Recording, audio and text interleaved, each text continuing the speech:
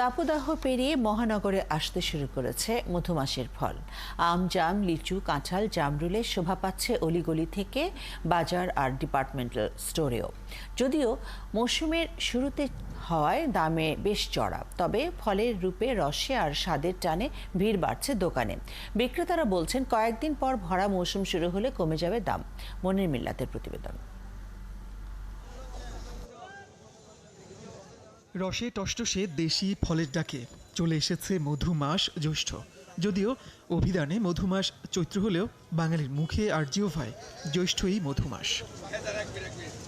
টানা তাপদাহ পেরিয়ে ফলের মিষ্টি সৌরভে ভরে উঠেছে রাজধানীর বাজার।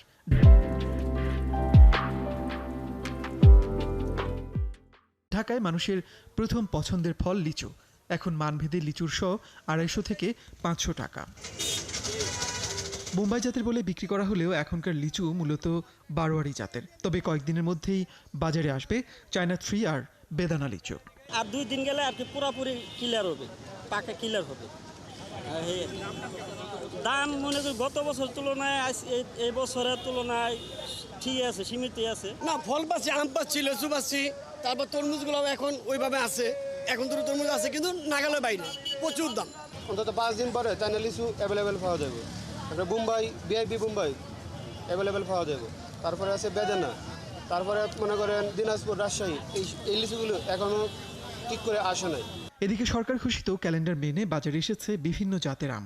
গোবিন্দভোগ ও হিমসাগর বিক্রি হচ্ছে 100 থেকে 140 টাকা কেজি দরে।